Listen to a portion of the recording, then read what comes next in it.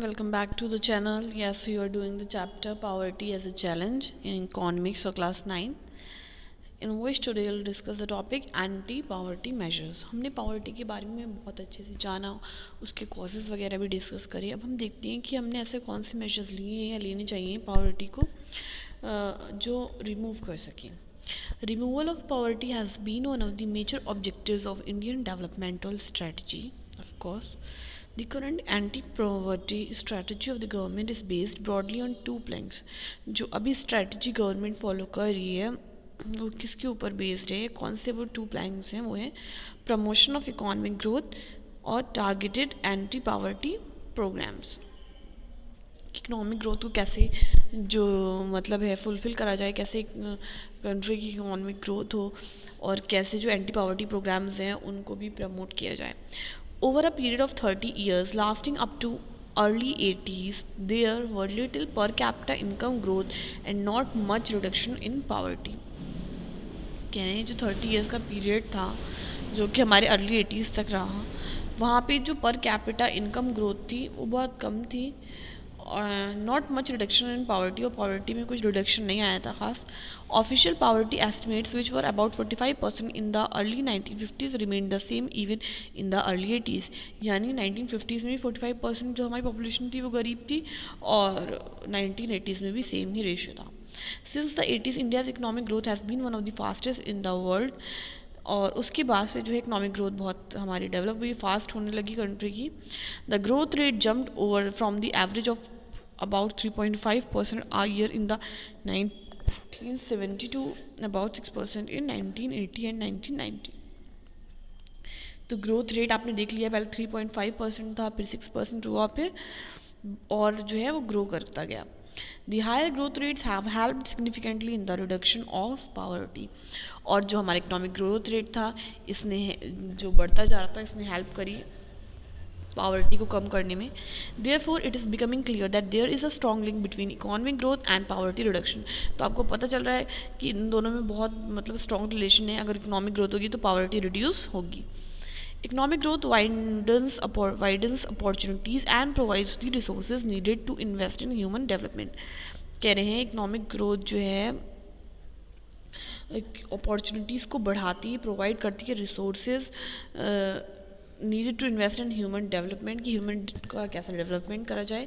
This also encourage people to send their children, including the girl child, to schools in the hope of getting better economic return from investing in education.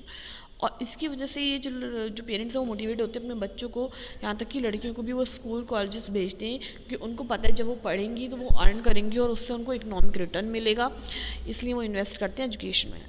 However, the poor may not be able to take direct advantage from the opportunities created by economic growth. कह रहे हैं पर जो वाकई में बहुत गरीब लोग हैं वो एकदम जो पॉलिसीज़ या अपॉर्चुनिटीज़ आती हैं उनका फ़ायदा नहीं उठा पाते हैं जो इकोनॉमिक ग्रोथ के ज़रिए आती हैं. But more over growth in the agriculture sector is much below expectation. और जो एग्रीकल्चर सेक्टर में ग्रोथ है वो ज़्यादा नहीं है, वो बहुत कम है, उसमें भी ग्रोथ होनी चाहिए. This has a direct bearing on poverty as a large number of poor people lives in village and are dependent on agriculture. और इसकी वजह से ही हमारी कंट्री की पॉवर्टी जो है ख़त्म नहीं हो रही, क्योंकि हमारा एग्रीकल्चर डेवलप नहीं हो रहा है और ज़्यादातर जो गरीब लोग हैं वो विलेजेस में रहते हैं और एग्रीकल्चर से जुड़े हुए हैं, तो उनका भी डेवलपमेंट नहीं हो पा रहा है. In these circumstances there is a clear needed for targeted anti poverty programs. तो अगर हम इन सब सर्कमस्टांस को देखें तो हमें बिल्कुल लगता है कि जो है हमें ऐसे प्लान्स और प्रोग्राम्स बनाने चाहिए जो कि एंटी पॉवर्टी हो, उनके ऊपर नज़र रखनी चाहिए, देखना चाहिए कैसे हम पॉवर्टी को कम कर सकते हैं, फोकस करना चाहिए. Although there are so many schemes which are formulated to affect poverty directly or indirectly.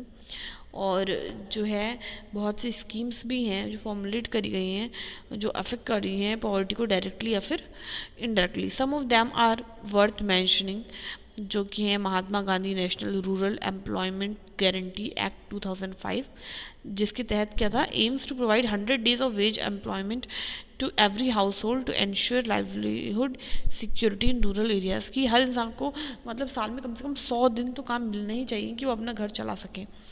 ये नहीं कि बिल्कुल किसी को काम ही नहीं मिल रहा है पूरे टाइम, तो ऐसा नहीं होना चाहिए. It also aimed at sustainable development to address the cause of drought.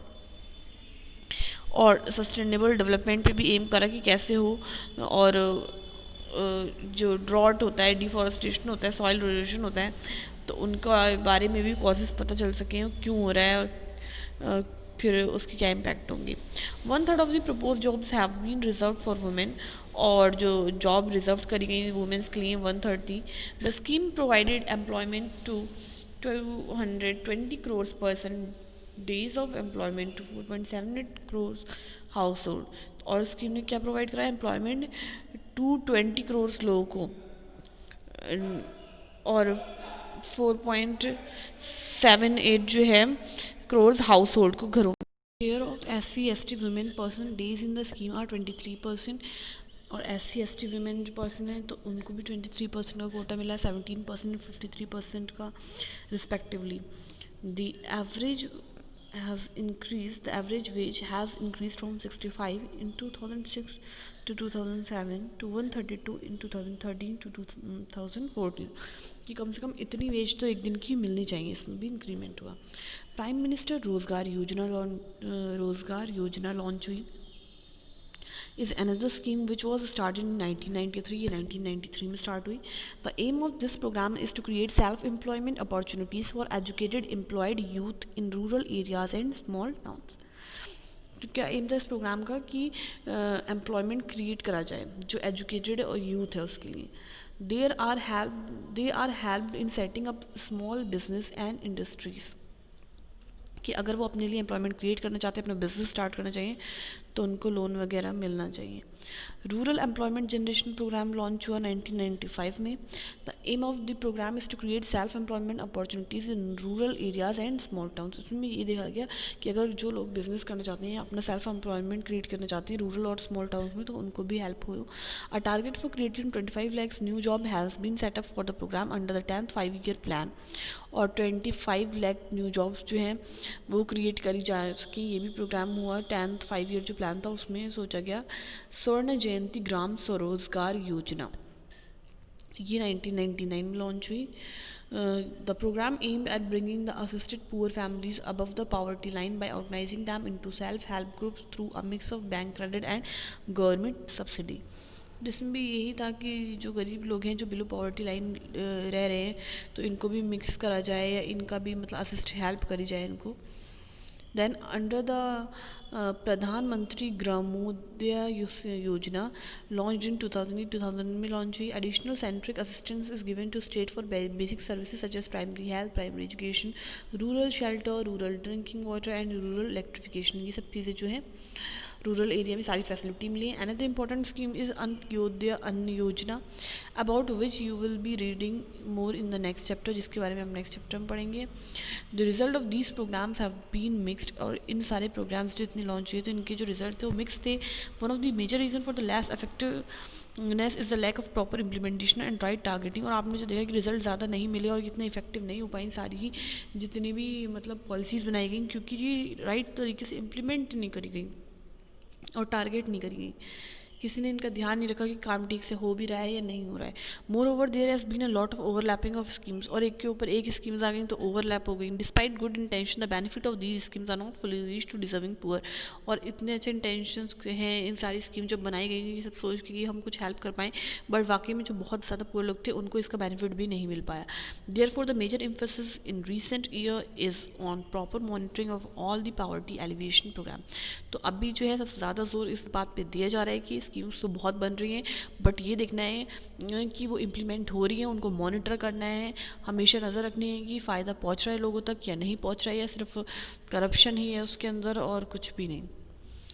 तो आई होप कि पावर्टी जो है कम होगी आने वाले टाइम में, और ये बिल्कुल ही ख़त्म हो जाएगी। और अब हम नेक्स्ट टॉपिक जो है वो नेक्स्ट क्लास में करेंगे, that is the challenges ahead. And I hope you got this chapter, I hope you got this topic. अगर आपकी समझ में आया तो प्लीज़ वीडियो को लाइक करिए, शेयर करिए अपनी फ्रेंड्स के साथ, चैनल को सब्सक्राइब करिए और कमेंट करिए। Thank you and meet you in the next class. Till then bye bye.